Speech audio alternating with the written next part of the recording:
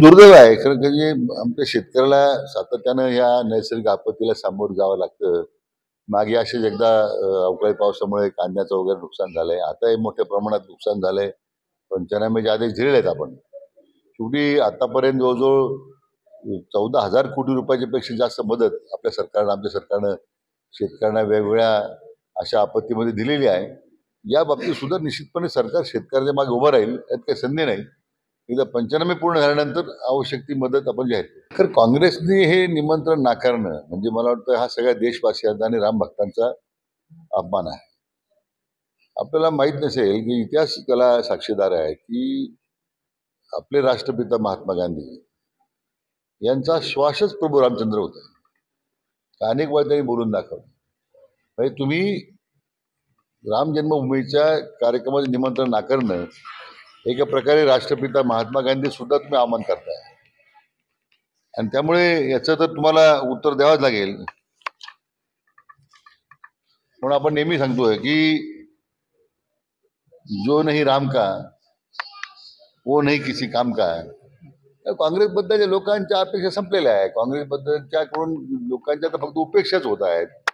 नाही तर एवढा मोठा राष्ट्रीय पक्ष आहे, 40 लागोपाठ 2 लोकसभेमध्ये 40 खासदारांवर पुढे जाऊ शकला नाही. मला वाटतं ह्या अशा त्यांच्या कृतीमुळे या 40 मध्ये सुद्धा निम्मे लोक कमी होतील याचं आश्चर्य वाटण्याचं कारण नाही. सगळ्या आमदारांना निमंत्रण दिलंय आपण.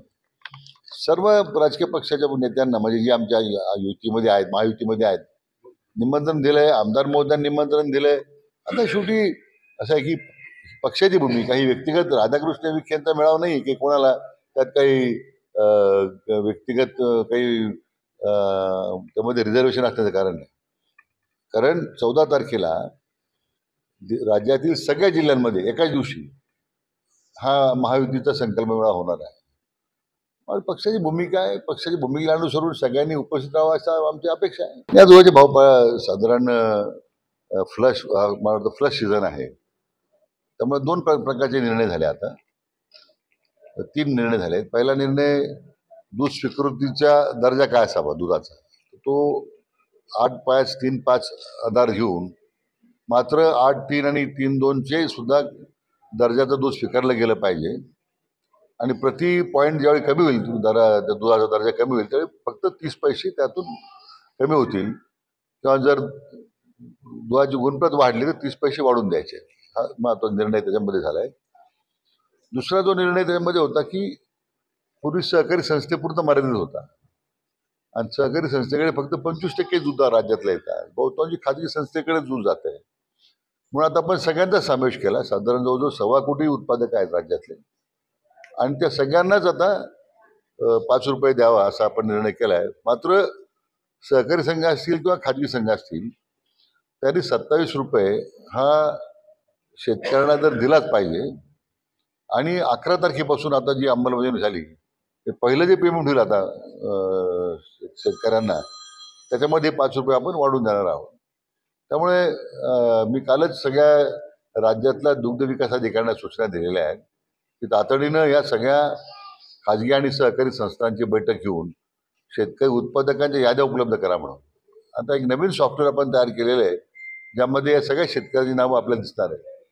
त्यामुळं आता ह्या अनुदानापासून कोणी वंचित राहणार नाही. हा त्या पाठीमागच्या सरकारचा भूमिकाने आपण ती कार्यवाही सुरू केलेली आहे. आता असं लोकशाहीमध्ये बोलण्याचा अधिकार सगळ्यांनाच आहे. बेछूट आणि बेताल आरोप करण्याची त्याला परिसीमा आहे.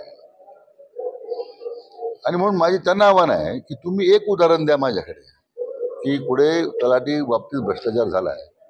30 लाख रुपये घेतल्याचा त्यांनी जाहीर सभेत आरोप केलेला आहे.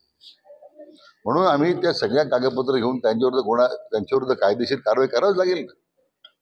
आणि ते जर म्हणत असतील किती कारवाई करा तर आम्ही काय असंही कोणत्याही म्हणजे गैरमार्गाने काही या परीक्षा घेतलेल्या नाही आहेत. पूर्ण पारदर्शकता आहे.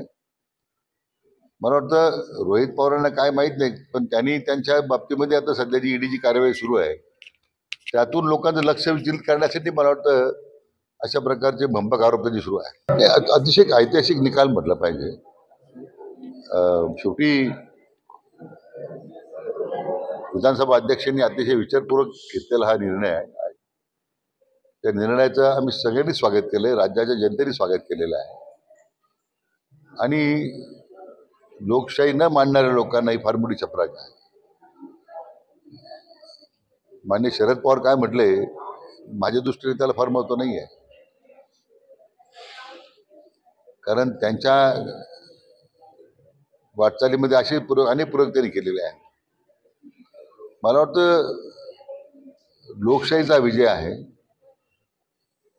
आणि त्यामुळे मी विधानसभा अध्यक्षांचं अभिनंदन करतो. आणि खऱ्या अर्थानं आता सध्या शिवसेना प्रमुख बाळासाहेब ठाकरेंचे वारसदार म्हणून आता एकनाथराव शिंदेच आहेत, हे आता सिद्ध झालेलं आहे, म्हणून त्यांचंही मी अभिनंदन करतो.